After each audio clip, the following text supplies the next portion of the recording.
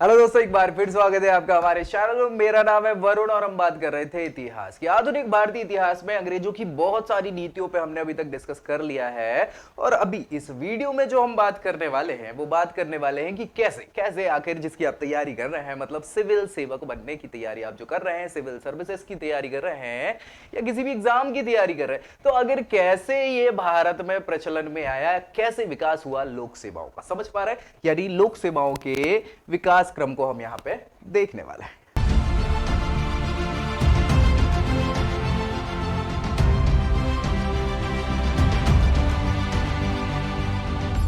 तो चलिए भैया, जल्दी से तेजी में हम विकास कर लेते हैं लोक सेवाओं का। क्या हुआ माहौल, देखो यार, पहले तो एक ओवरव्यू पे हम डिस्कस करें कि अंग्रेज लोग थे क्या व्यापारिक कंपनी हुआ करते थे, सबको पता है, मतलब अभी तक मैं कितनी बार बता चुका हूं ये। तो भाई ये व्यापार करने के उद्देश्य से आए थे, लेकिन अचानक से हुआ ये कि भारत पे ने क्या कर लिया, कब्जा कर लिया।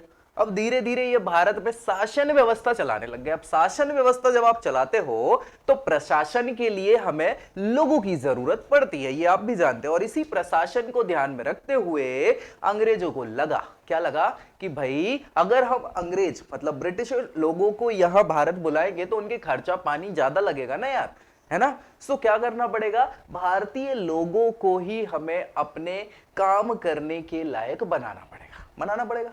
हाँ भैया, लेकिन ये सोच शुरुआत में नहीं थी। पहले तो ये लोग अंग्रेजों को ही ला रहे थे, लेकिन बाद में जब भारतीय राष्ट्रीय आंदोलन जब चला स्वतंत्रता का, उस आंदोलन में बहुत ज्यादा मांगे करी गई, तो उसके बाद फिर इनको ऐसा करना पड़ा। तो क्या हुआ विकास क्रम, हम शुरू से ही स्टार्ट करेंगे। चलिए स्टार्ट करते हैं। लोक सेवा हो या लोक सेवा प्रणाली हो, इसकी भारत में शुरुआत कौन कर रहे हैं भैया, अंग्रेज कर रहे हैं। कौन कर रहे हैं, अंग्रेज कर रहे हैं, ब्रिटिशर्स कर रहे हैं। और ईस्ट इंडिया के शासनकाल में कब स्टार्ट हुआ, 17वीं शताब्दी के दौरान इसकी स्टार्टिंग मान ली जाती है। 17वीं शताब्दी का मतलब क्या है, क्या मतलब है? अरे भैया 17वीं शताब्दी में ये लोग आए थे 1608 में। जब ये आए तब तक तो ऐसा कुछ था नहीं, लेकिन धीरे धीरे बढ़ते चले गए और बढ़ते बढ़ते बढ़ते 17वीं शताब्दी में जब इनने शासन स्टार्ट करना चालू कर दिया, लड़ाई झगड़े करने के बाद, तब फिर क्या हुआ कि इनको जरूरत पड़ी लोगों की। भारत में भारतीय लोग ही तो होंगे जो इनका सपोर्ट करेंगे, तो ऐसे लोग हमें बनाने पड़ेंगे।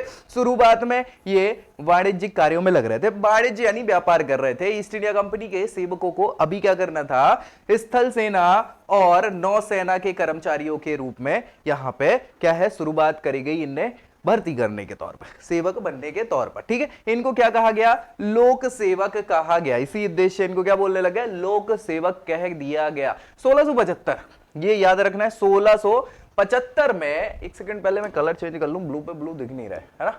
तो भाई 1675 की अगर हम बात करें, 1675 में यहां कौन सा कलर है, ये रेड कर लेते हैं, डन। चलो 1675 में क्या हुआ कि कंपनी ने जो भी पद थे, कौन से पद थे, ये सेना के पद थे ना, सो इन पदों को नियमित तौर पर अलग अलग ढंग से क्या कर दिया, श्रेणीबद्ध कर दिया, पदबद्ध कर दिया, कंटिन्यूएशन में सीरीज बना दी। कैसे बना दी कि भैया यहां पे नीचे से ऊपर का क्रम, ये अप्रेंटिस सबसे निचला क्रम, ठीक है। अप्रेंटिस के बाद यहां पर राइटर कहलाएगा व्यक्ति, राइटर के बाद फैक्टर होगा, फैक्टर के बाद एक मर्चेंट बनेगा जो कि होगा जूनियर वाला मर्चेंट, और फिर उसके बाद सीनियर मर्चेंट आता था। सो ये नीचे से ऊपर के क्रम में इस प्रकार से इनने इसको श्रेणीबद्ध कर दिया अंग्रेजों ने। ठीक है भाई, कहा ये अभी सेना की बात चल रही है। फिर बाद में कंपनी जब क्या है, क्षेत्रों को नियंत्रित करने लग गई, तो लोक सेवकों को यहां पे किस काम में, प्रशासनिक कार्य भी करना पड़ गया, चालू हो गई ये चीज। अब हुई क्या शुरुआत, 1665 की। 1665 ऐसा कि 1765 की बात है, 1764 में बक्सर का युद्ध होता है, और बक्सर के युद्ध के बाद बंगाल में इनका डायरेक्टली शासन चालू हो जाता है। तो भाई ऐसी कंडीशन में लोक सेवक जो शब्द है, इसका प्रयोग कंपनी के आधिकारिक अभिलेखों में भी होने लग गया कि भैया एक लोक सेवक टाइप का व्यक्ति है, टाइप की श्रेणी है एक प्रकार से, जो क्या करती है, सेवाओं में लगी है हमारे लिए। तो भैया वॉरेन हेस्टिंग्स, ये भैया उस समय बाद में आए थे, है ना, बंगाल के गवर्नर जनरल बन गए थे, और लॉर्ड कॉर्नवालिस ये उसके बाद में आए, ठीक है, वॉरेन हेस्टिंग्स के। सो इन दोनों ने बहुत ज्यादा क्या किया, लोक सेवाओं में बहुत ज्यादा काम किया, विकास करने की कोशिश करी, और हुआ भी। क्या हुआ, देखो भैया कि जैसे ही 1765 में अंग्रेजों के हाथ में अब क्षेत्र लगने लगे, तो जो कर्मचारी थे ना भैया, वो भ्रष्ट हो गए। भ्रष्ट हो गए मतलब क्या करने लग गए, नजराने लेने लग गए, गिफ्ट वगैरह लेने लग गए, है ना। सो इससे क्या है, समस्या पैदा हो गई। अब ऐसे भ्रष्ट अधिकारियों को तो भैया सबक सिखाना पड़ेगा ना। तो इसलिए क्या है, कार्नवालिस ने, ये वॉरेन हेस्टिंग है, इनने शुरुआती प्रयास करे, हालांकि ये इतने सफल नहीं हो पाए, लेकिन ठीक है भाई, कोशिश तो पूरी करी।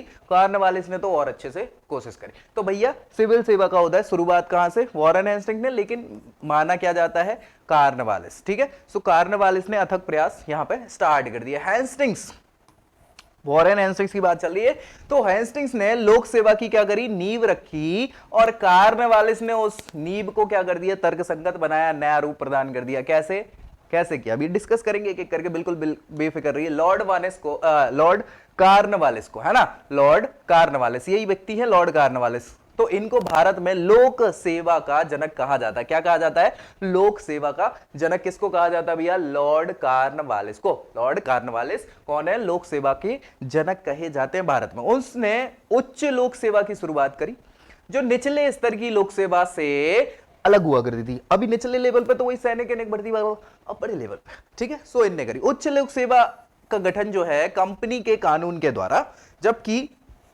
निचले स्तर की लोक सेवा जो है ये ऐसे ही करने लग गए थे, डायरेक्टली करने लग गए गठन। तो कैसे किया, क्या किया, कार्नवालिस ने जो उच्च लोक सेवा है उसके पदों को अंग्रेजों के लिए आरक्षित कर दिया। सबसे बड़ी समस्या ये थी, है ना, लेकिन खर्चा ज्यादा होगा तो बाद में फिर भारतीय आने लग गए, और भारतीयों को उच्च पदों से वंचित रख दिया। किसने, कार्नवालिस ने। किया तो उसने ही है, लेकिन उसने उच्च पद केवल अंग्रेजों को रखे, निचले वाले जो पद हैं वो भारतीयों को देना चालू कर दिया। कार्नवालिस को भारतीय निष्ठा और योग्यता पर विश्वास नहीं था। किसकी, भारतीयों की निष्ठा और योग्यता पर विश्वास था नहीं। सो उसकी ये सोच थी कि भारत में ब्रिटिश शासन को स्थापित करने और संगठित बनाए रखने के लिए क्या है, भारतीय मूल के जो लोग हैं अगर इन पे छोड़ दिया तो भैया फिर अब ब्रिटिशर्स का कैसे कब्जा बन पाएगा, या उनका नियंत्रण कैसे बन पाएगा, जब अंग्रेजों की जगह भारतीयों को इस पर रख देंगे।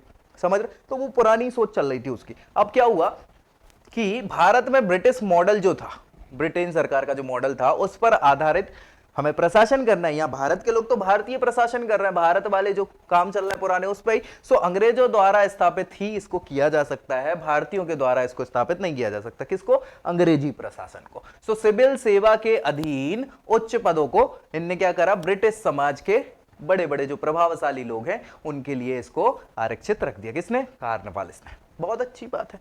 इस एक्ट में यह भी उल्लेख था कि भारतीयों को कंपनी के अंतर्गत जो रोजगार है, पद हैं, उन अधिकारों से भी वंचित नहीं किया जाना चाहिए। इस एक्ट के प्रावधान में क्या हुआ कि बोर्ड ऑफ डायरेक्टर के विरोध के कारण यह लागू नहीं किया जा सका। ठीक है, और भैया अभी तक क्या हुआ, जो भर्ती की जा रही थी अंग्रेजों की, वो वही होती रही, बोर्ड ऑफ डायरेक्टर के द्वारा ही होती रही। फिर बाद में मैकाले समिति आती है, कब आती है, ये 1833 के आसपास आती है। सो 1853 में चार्टर एक्ट जो उसके बाद आया, मैकाले समिति डबल डबल, है ना। सो इसके माध्यम से संरक्षण प्रणाली जो है वो समाप्त कर दी गई, और कंपनी लोक सेवकों के चयन और भर्ती के आधार पर क्या हुआ, खुली प्रतियोगिता प्रणाली इन्होंने चालू कर दी।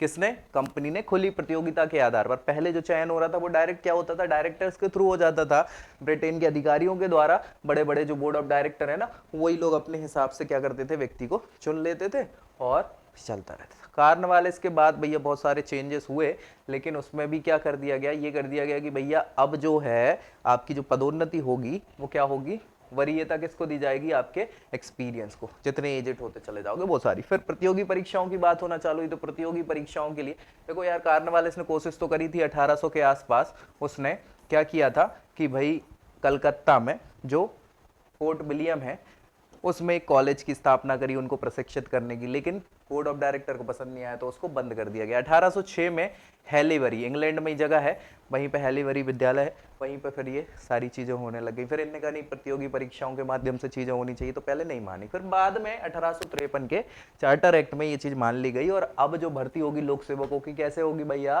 कैसे होगी, खुली प्रतियोगिता के आधार पर। लेकिन यहाँ भी अभी बिल्कुल क्या है कि ये प्रतियोगिता इंग्लैंड में हो रही, कहाँ हो रही, इंग्लैंड में ही हो रही है। भारतीयों के लिए यहाँ पे एज जो रखी गई वो कितनी रखी गई, 22, फिर कम करके 21, फिर और कम करके 19। तो कोशिश यही की जाती रही कि भैया भारतीय लोग ज्यादा से ज्यादा यहाँ पे प्रवेश ना कर पाए। ठीक है, तो बहुत सारी समस्याएं रही हैं शुरुआती। फिर क्या हुआ, बोर्ड ऑफ डायरेक्टर अपनी संरक्षक शक्तियों से वंचित ना हो जाए, इसीलिए ये सारी चीजें चल रही थी। और उच्च लोक सेवा की प्रतियोगिता में नियंत्रण बोर्ड द्वारा बनाए जाने वाले नियमों के तहत भारतीयों को भी यहां पे शामिल कर लिया गया। कब करना चालू कर दिया, 1853 के चार्टर एक्ट में। सो पहली बार 1855 में ये मान के चलो कि ये प्रतियोगिता आयोजित की गई इंग्लैंड में, और फिर भाई वहां पे चालू रही। सो इस अधिनियम के तहत उक्त प्रावधानों को लागू करने और सुझाव के लिए मैकाले समिति बनी 1854 में, और इसने भारतीय लोक सेवा से संबंधित समिति के रूप में भी इसको जाना जाता है। इनने सिफारिश करी कि सिविल सेवाओं में भर्ती के लिए खुली प्रतियोगिता होनी चाहिए। इस परीक्षा में प्रवेश के लिए अभ्यर्थियों की आयु कितनी होनी चाहिए, 18 से 23 वर्ष होनी चाहिए, 18 से 23 साल। प्रतियोगी परीक्षाओं का आयोजन कहां होगा, लंदन में किया जाएगा। बहुत बढ़िया। अभ्यर्थियों को अंतिम तौर पर नियुक्त करने से पहले उन्हें कुछ समय के लिए क्या किया जाएगा, परिवीक्षा में रखा जाएगा, प्रोबेशन पर रखा जाएगा शुरुआती तौर पे, ठीक है, ताकि देख तो ले पहले कैसा माहौल। और क्या बोला कि हेलीबरी, जो हेलीबरी मतलब लंदन में स्थित है ये ईस्ट इंडिया कॉलेज, उसको बंद किया जाना चाहिए। जहां पे भैया वो हमारा फोर्ट विलियम कॉलेज की जगह हेलीबरी कॉलेज पे फिर से प्रशासन प्रशिक्षण होने लग गया था, उसको बंद कर दो, ठीक है। प्रतियोगी परीक्षा का जो स्तर है वो कैसा होना चाहिए, ऊंचा होना चाहिए। हल्के बदले क्वेश्चन नहीं आएंगे, अच्छे आने चाहिए। गहन ज्ञान होना चाहिए, ऐसे व्यक्ति ही क्या है उनका चयन हो पाए, यह सुनिश्चित हो। और नियंत्रण बोर्ड ने इन सभी अनुशंसाओं को क्या कर लिया, स्वीकार कर लिया और लागू कर दिया। बहुत अच्छी बात है। पहली खुली प्रतियोगिता जो हुई है वो 1855 में हुई है, ठीक है। नियंत्रण बोर्ड के अधीन लंदन में इसको करवाया गया था, बहुत अच्छी बात। फिर 1858 में इस प्रतियोगी परीक्षा के आयोजन की जिम्मेदारी 1855 में गठित ब्रिटिश सिविल सर्विसेज कमीशन हुआ करता था, उसी को सौंपी गई। तो इन्होंने क्या किया कि ईस्ट इंडिया कॉलेज को बंद कर दिया, उसकी जगह लोक सेवकों को ब्रिटिश विश्वविद्यालय में प्रशिक्षण दिया जाना चालू कर दिया। बहुत अच्छी बात है। पहले भारतीय जो थे वो कौन थे, सत्येंद्र नाथ टैगोर थे। याद रखिएगा, ये सीधा सीधा क्वेश्चन आ जाता है कि पहले कौन से ऐसे भारतीय व्यक्ति थे जिन्होंने सिविल सेवक परीक्षा जो है आईसीएस उस समय कहलाती थी, इंपीरियल सिविल सर्विसेज। सो सत्येंद्र नाथ टैगोर जो है इन्होंने लोक सेवा में प्रवेश पाया, कब, 1864 में, ठीक है भाई, याद रखिएगा, सीधा सीधा क्वेश्चन आता है। चलिए, इंडियन सिविल सर्विसेज एक्ट बनाया गया फिर 1861 में, और इसमें सदस्य जो थे उच्च सेवा के, उनके महत्वपूर्ण पदों को आरक्षित रखने का प्रावधान किया गया कि बड़े बड़े पद अभी भी अंग्रेजों को दिए जाने चाहिए, क्योंकि भारतीय आने लग गए, समस्या हो जाएगा। इसके बाद सिविल सर्विसेज एक्ट आया 1870, और इसके माध्यम से 1861 के जो अधिनियम थे, इस अधिनियम में जो भी गलतियां थी, कमियां थी, उनको सुधार किया गया, और भारतीयों के प्रवेश का प्रावधान भी यहीं पे किया गया। इसके तत्कालीन वायसराय जो लॉर्ड लिटन हुआ कर रहे थे 1879 में, उन्होंने इसको लागू भी कर दिया। बहुत अच्छी बात है। फिर भैया पहला कमीशन जो है समस्याओं का समाधान करने वाला, एचिसन कमीशन। एचिसन कमीशन 1886 में लाया जाएगा। इनका नाम है चार्ल्स एचिसन। इनकी अध्यक्षता में ये लोक सेवा आयोग का गठन किया जाता है, ताकि उच्च पदों पर लोक सेवा की भर्ती आसानी से की जा सके और पूरी न्याय प्रक्रिया के साथ काम हो। तो एचिसन आयोग ने अपनी रिपोर्ट पेश करी,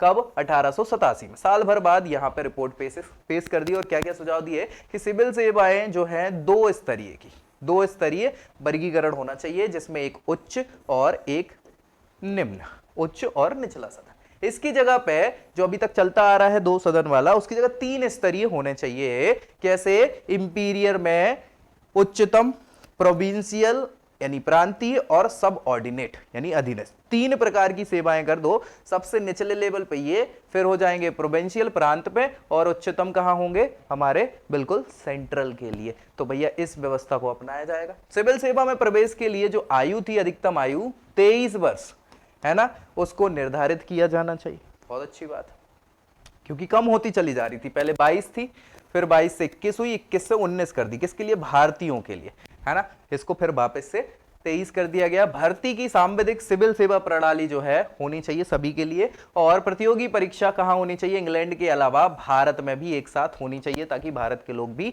जो भारतीय अभ्यर्थी हैं, वो भी इसको क्या कर पाए, दे पाए। इंपीरियल सेवा कहलाती थी, इंपीरियल सिविल सर्विसेज। इसके अधीन कुछ प्रतिशत प्रांतीय सिविल सेवा के सदस्यों को क्या करना चाहिए, उनको पदोन्नति करके भेजना चाहिए। उनका क्या होना चाहिए, क्या होना चाहिए? पदोन्नति समझते हैं ना? हाँ, प्रमोशन। ठीक है, और इन अनुशंसाओं को बृहद स्तर पर स्वीकार करना और लागू करना, साथ ही साथ सांविधिक सिविल सेवा को 1892 में क्या कर दिया गया? समाप्त कर दिया। बहुत अच्छी बात है। फिर इसके बाद एक और आयोग आया, इस्लिंगटन आयोग, जिसको बोला जाता है लॉर्ड हार्डिंग के समय में 1912 में इस्लिंगटन की अध्यक्षता में अदर अलग से लोक सेवा पर ही शाही आयोग की नियुक्ति करी गई और इसने 1915 में 3 साल बाद अपनी रिपोर्ट पेश करी और कुछ सिफारिशें दी। क्या सिफारिशें दी? कि जो उच्च पद है सिविल सेवा के, जो उच्चतर पद हैं, उन पर आंशिक रूप से भर्ती जो है इंग्लैंड में और आंशिक रूप से भारत में की जा सकती है भर्ती, और इंग्लैंड और भारत में ये जो व्यवस्था है एक ही समय पर प्रतियोगी परीक्षाओं को आयोजित किया जाना चाहिए। ठीक है ना? लेकिन नहीं, समर्थन नहीं किया इस चीज पे कि एक समय पे हो ये चीज, तो गड़बड़ हो जाएगी। तो इन उच्चतर पदों पर 25% आंशिक रूप से क्या है? डायरेक्ट भर्तियां हो, और आंशिक रूप से कुछ भर्तियां कैसी हो? पदोन्नति के द्वारा, प्रमोशन के द्वारा हो। बाकी 75% क्या है? प्रतियोगी परीक्षा। तो भारत सरकार के अधीन जो सेवाएं हैं उनकी श्रेणियां बना दी, श्रेणी 1 और श्रेणी 2, 2 प्रकार की श्रेणियां बना दी गई। लोक सेवकों के वेतन का जो निर्धारण है उसके लिए जो क्षमता है, कार्य क्षमता लोगों की, उसके लिए क्या किया? अंगीकरण किया एक सिद्धांत। कौन सा? इनकी वेतन इत्यादि को, वेतन भत्ते के लिए ये पूरा का पूरा सिद्धांत रखा ताकि इनकी कार्य क्षमता बढ़ती चली जाए, तो वेतन बढ़ाते रहना चाहिए, इस टाइप की बात यहां पे रखी गई। सीधी भर्ती 2 वर्ष की परिवीक्षा अवधि के बाद, यानी प्रोवोकेशन के बाद, प्रोबेशन पीरियड में होनी चाहिए, और आईसीएस मतलब वही इंपीरियल सिविल सर्विसेज के लिए अवधि 3 वर्ष कर दी चाहिए। ठीक है, बहुत अच्छी बात है। आयोग ने अपनी रिपोर्ट जो है 1917 में इसको प्रकाशित करवाया, 15 में तो पेश कर दी थी, प्रकाशित 17 में हुई, और इसकी सिफारिशें जो है वो लागू होनी चाहिए थी, लेकिन पहले विश्व युद्ध 18 में खत्म हुआ, तो 19 में जो है ये सब ढंग से हो नहीं पाया, इसलिए इन सिफारिशों पर कोई गंभीर विचार विमर्श हुआ नहीं। तो 1919 में फिर कुछ तूफानी होगा। ठीक है, चलो, मॉन्टफोर्ड रिपोर्ट क्या है? मॉन्टफोर्ड रिपोर्ट लोक सेवा के विकास क्रम में मील का पत्थर साबित हुआ 1918 में। मॉन्टेग्यू चेम्सफोर्ड रिफॉर्म जो आया था 1919 में, है ना, तो उसके जो मॉन्टफोर्ड, उसको रिपोर्ट भी कहा जाता है, उसमें भारतीय संवैधानिक सुधारों पर क्या है, कुछ चीजों को रखा गया। यही वो रिपोर्ट थी जिसमें लोक सेवक के लिए भी कुछ चीजें रखी गई। तो इसमें क्या बोला कि भैया 33% जो बड़े पद हैं, उच्चतर पद, वो भारत में भर्ती के माध्यम से ही भरे जाएं, और इसमें 1.5% वार्षिक दर से इसको बढ़ाया जाना चाहिए। ठीक है, समझ पा रहे हो? 33% भारत में, फिर अगले साल 34.5%, फिर 36%, इस प्रकार से इसको बढ़ाया जाना चाहिए। भारत और इंग्लैंड दोनों जगहों पर एक ही समय में क्या होनी चाहिए? प्रतियोगी परीक्षाएं होनी चाहिए।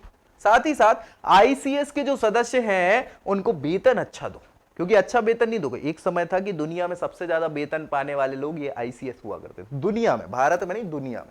ठीक है, सो अच्छा वेतन दो, पेंशन दो, ये सारी चीजें, भत्ते वगैरह दोगे तो व्यक्ति अच्छे से काम करेगा। सो इन सारी सिफारिशें जो है उनको स्वीकार किया गया, और इनके लिए 1919 में भारत शासन अधिनियम के द्वारा इसको लागू कर दिया गया। ठीक है, क्या हुआ इसमें? अब इस अधिनियम में 9 अखिल भारतीय सेवाएं बनाई गई। किसमें? 1919 के इस अधिनियम में 9 अखिल भारतीय सेवाएं बनाई गई, जिसमें भारतीय सिविल सेवा, हालांकि वो भारतीय नहीं था, इंपीरियल था। ठीक है, चलिए, भारतीय पुलिस सेवा, भारतीय वन सेवा, भारतीय वन अभियांत्रिकी सेवा, और भारतीय अभियांत्रिकी सेवा, इंडियन सिविल वेटनरी, वेटनरी मतलब जानवरों वाला, ये वाली सर्विस, भारतीय चिकित्सा सेवा, भारतीय शैक्षिक सेवा, भारतीय कृषि सेवा।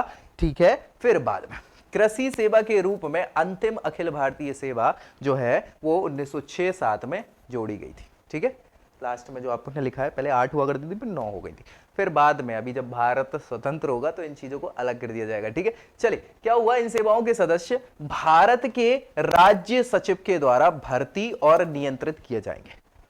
अभी आजकल क्या होता है कि भाई ये जो पद है, ये प्रतियोगी परीक्षाओं के द्वारा डायरेक्टली पैनल है यूपीएससी का, वो उसके द्वारा पहले सीधा सीधा भारत सचिव के द्वारा इसको भरा जाता था, इसलिए इन सेवाओं को राज्य सेवा के सचिव के रूप में भी माना जाता है। राज्य सेवा मतलब उस समय का राज्य। उल्लेखनीय रूप से अखिल भारतीय सेवा जो है, इस शब्द का पहला प्रयोग 1918 में कार्य विभाजन समिति के द्वारा प्रयुक्त किया गया था।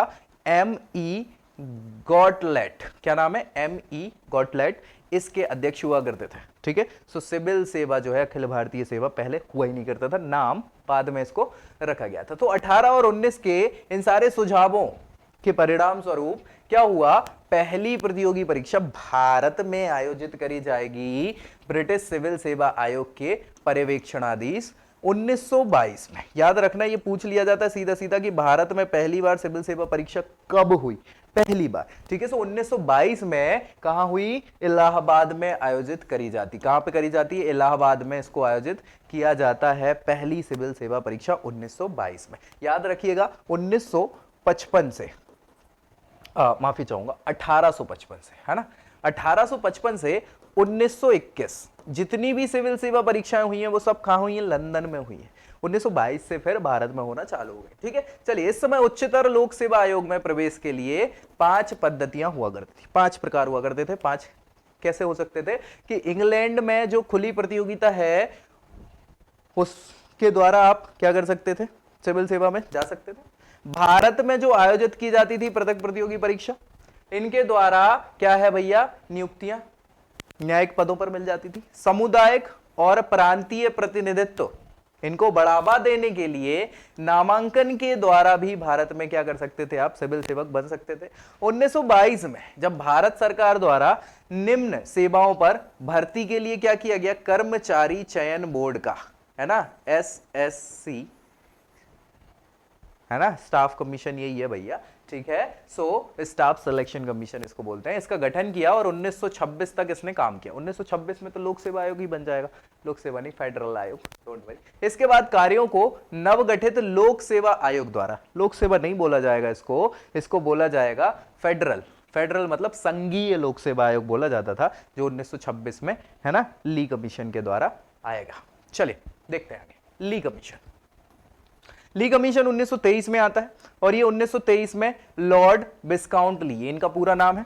ठीक है, इनकी अध्यक्षता में उच्च सिविल सेवाओं के लिए यह आयोग गठित किया जाता है और रॉयल कमीशन के नाम से भी इसको मशहूर, मतलब प्राप्त है, क्या शोहरत प्राप्त है एक प्रकार से। कमीशन ने अपनी रिपोर्ट 1 साल बाद 1924 में प्रस्तुत कर दी भैया, और इसमें सिफारिशें की। क्या सिफारिशें की कि भारतीय सिविल सेवा, भारतीय पुलिस सेवा, भारतीय चिकित्सा सेवा, इसके अलावा भारतीय इंजीनियरिंग सेवा जिसमें सिंचाई शाखा, वन सेवा जिसमें मुंबई प्रांत को छोड़ के सारी चीजों को क्या करना है, हमको बना के रखना है। ठीक है, इन सेवाओं के सदस्यों की नियुक्ति और उन पर नियंत्रण रखने का कार्य कौन करेगा, भारत के सेक्रेटरी ऑफ स्टेट, इनके द्वारा किया जाना चाहिए। बहुत अच्छी बात है। और क्या बोला, अखिल भारतीय स्तर की जो अन्य सेवाएं हैं, जैसे कि भारतीय कृषि सेवा, भारतीय वेटनरी सेवा, शैक्षिक सेवा, इंजीनियरिंग सेवा जो सड़क और भवन शाखा थी उसकी वो, और भारतीय वन सेवा जो मुंबई के लिए हुआ करती थी, इन सब के लिए आगे से कोई नियुक्तियां नहीं की जानी चाहिए। बहुत बढ़िया। इन सेवाओं के सदस्यों की नियुक्तियां और नियंत्रण रखने का कार्य जो है वो प्रांतीय सरकारों द्वारा किया जाएगा। तो इनको हटा दिया, वो प्रांतीय सरकार कर लेंगी। तो बाकी की जो सेवाएं हैं उनका भारतीयकरण किया गया। उच्च पदों में से 20% पद जो है वो प्रांतीय सिविल सेवा में पदोन्नति के आधार पर भरे जाएंगे, और सीधी भर्ती के समय क्या होगा, अंग्रेज और भारतीय इनका अनुपात बराबर होगा। ठीक है, ताकि 15 वर्ष में लगभग 50-50 के जो अनुपात था उसका लक्ष्य हासिल किया जाएगा 15 सालों में, तुरंत नहीं करना। ठीक है, सो ऐसे ब्रिटिश अधिकारियों को समानुपातिक पेंशन के आधार पर सेवानिवृत्ति देनी चाहिए, और भारतीय मंत्रियों के अधीन कार्य करने के इच्छुक ये जो ना हो ऐसे लोगों को हटा देना चाहिए। ठीक है, भारत शासन अधिनियम 1919 के प्रावधान के अनुसार लोक सेवा आयोग का गठन किया जाना चाहिए, और उसके लिए ही लोक सेवा आयोग का गठन किया गया। 1900 कब किया गया, लोक सेवा आयोग की जगह इधर कर्मचारी आयोग था, और लोक सेवा आयोग तो 1926 में किया गया। ठीक है, सो इस अनुशंसा को मान लिया गया। ब्रिटिश सरकार ने क्या किया, 1926 में लोक सेवा आयोग की स्थापना कर दी, और लोक सेवा आयोग को उस समय क्या बोला जाता था, फेडरल, फेडरल मतलब संघीय लोक सेवा आयोग। ठीक है, और लोक सेवकों की भर्ती का कार्य इनको दे दिया गया। बहुत बढ़िया। इसके एक अध्यक्ष थे और 4 अन्य सदस्य थे। तो भैया जो federal public service commission FPSC जिसको बोल रहे थे 1926 में स्टार्ट हुआ, और इसमें टोटल 1 अध्यक्ष और 4 सदस्य, यानी 5 लोग थे टोटल इसमें। ठीक है।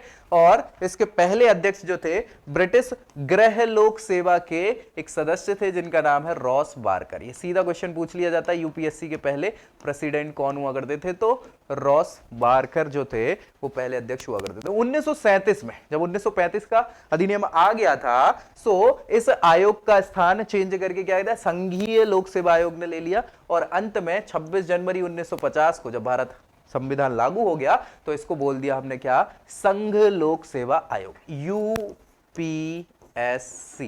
क्या बोल दिया, UPSC, union public service commission. और भारत सरकार अधिनियम 1935 में लोकसभा के जो सदस्य थे उनके अधिकारों और विशेषाधिकारों की रक्षा से संबंधित प्रावधान भी यहां पे किए गए। तो भैया समझ में आई ये सारी चीजें, बहुत अच्छी बात है। इस अधिनियम में संघीय लोक सेवा आयोग और प्रांतीय लोक सेवा आयोग की स्थापना के लिए 2 या 2 से अधिक प्रांतों के लिए संयुक्त लोक सेवा आयोग की स्थापना का भी प्रावधान कर दिया। तो मतलब आप यूपीएससी जो संघ लोक सेवा आयोग होगा, स्टेट के लिए क्या कर दिया आपने, एसपीएससी स्टेट लोक सेवा आयोग, और एक ज्वाइंट पब्लिक सर्विस कमीशन, ठीक है। सो ये इनकी व्यवस्था भी कर दी। 1947 में बात करें तो अखिल भारतीय स्थल की 2 ही सेवाएं अस्तित्व में रही। कितनी, 2। अभी बहुत सारी थी ना, वो 9 थी, 9 से 4 करी, 4 से अब 2 ही बची, ठीक है। कौन कौन सी, इंडियन सिविल सर्विसेज है ना, और इंडियन पुलिस सर्विस, जिसको बोलते हैं administrative service, IAS and IPS. ये 2 ही सर्विसेज जो हैं वो बची रही। इसके अतिरिक्त सारी की सारी केंद्रीय और राज्य स्तर की सेवाएं जो हैं वो हुआ कर रही थी बाद में, लेकिन ये 2 अखिल भारतीय थी, बाकी ये सारी की सारी केंद्रीय और राज्य स्तर की लोक सेवाएं हुआ कर रही थी। इसी के साथ लोक सेवा का जो है भैया हमने पूरा विकास करवा दिया। याद आया कि नहीं आया, सारी चीजें समझ में आई। शुरुआत कब से हो रही है, शुरुआत तो हो रही है वॉरेन हेस्टिंग्स के समय से, 1772 से, ठीक है। कोशिश तो 1765 से ही करी गई थी लेकिन हो नहीं पाया, ठीक है। फिर वॉरेन हेस्टिंग्स ने 1772 में स्टार्ट किया, 1773 में इसमें थोड़े से चेंजेस और लाए। फिर भैया वॉरेन हेस्टिंग्स के बाद आके 1793 के आसपास जो है कॉर्नवालिस ने काम किया। कॉर्नवालिस के बाद बहुत अच्छा काम तो नहीं हो पाया, लेकिन बेलेजली ने भी थोड़ा बहुत काम किया 1867 के आसपास। फिर उसके बाद जो है माहौल कम ही होता गया। हालांकि प्रांतीय रूप से चीजें बढ़ती चली गई, जब राष्ट्रीय लोग आना चालू हो गए, भारतीय राष्ट्रीय लोग, है ना, तब चीजें बढ़ती चली गई। फिर बड़े तौर पे अगर हम बात करें तो 1855 में प्रतियोगी परीक्षा चालू हो गई। 55 से 1921 तक लंदन में परीक्षाएं होती रही। 1922 से भारत में परीक्षा होना चालू हो गई। फिर इन अखिल भारतीय सेवाओं को कम करते हुए 1926 में ली आयोग की तरह क्या किया गया, एक तो हमने लोक सेवा आयोग, पब्लिक सर्विस कमीशन स्टैब्लिश करा। 1937 में 36 में अलग अलग नाम मिलते हैं, याद रखिएगा। तो यहाँ पे इसको फेडरल पब्लिक सर्विस कमीशन कह दिया गया। फिर बढ़ के 1950 में इसको क्या कर दिया गया, यूपीएससी कर दिया गया, ठीक है। सो ये पूरा विकास हो गया। यहाँ पे जो है 1926 में रॉस बारकर, कौन भैया, रॉस बारकर जो है वो बन गए पहले अध्यक्ष। कोई दिक्कत परेशानी किसी भी प्रकार से, अब तो भैया आप सारी चीजें जानते हैं। फाइनली 1950 में 2 आईएएस एंड आईपीएस, ये 2 ही सेवा हुआ करती थी, एक और बाद में ऐड करी गई, आईआरएस इसको बोलते हैं, ठीक है। इसके बाद बहुत सारी सेवाएं अलग अलग हैं, ये आपकी केंद्रीय और प्रांतीय स्तर की अलग अलग सेवाएं आ जाती हैं। तो अखिल भारतीय सेवाएं 2 हुआ करती थी, बाद में 3 हो गई, एक और बढ़ा दी गई थी आज़ादी के बाद, ठीक है। तो इसको अलग से हम पढ़ेंगे जब हम पॉलिटी पढ़ेंगे। अभी तो ये ब्रिटिश वाला पोर्शन था, आगे जब हम यूपीएससी पढ़ेंगे, मतलब हम जब आर्टिकल 312 पढ़ेंगे अखिल भारतीय सेवाएं, या 315 पढ़ेंगे जिसमें हम यूपीएससी पढ़ेंगे, जो हम संविधान में पढ़ेंगे, तो बेफिक्र रहिए, इस पे हम अच्छे से और डिस्कस करेंगे। तो भैया इस वीडियो में फिलहाल इतना ही, मिलते हैं नेक्स्ट वीडियो में। किसके साथ भैया हमें बहुत सारे आंदोलन भी करवाने, बहुत सारी अभी और व्यवस्थाएं भी करवानी, नीतियां देखनी है। तो मिलते हैं नेक्स्ट वीडियो में, तब तक के लिए जय हिंद।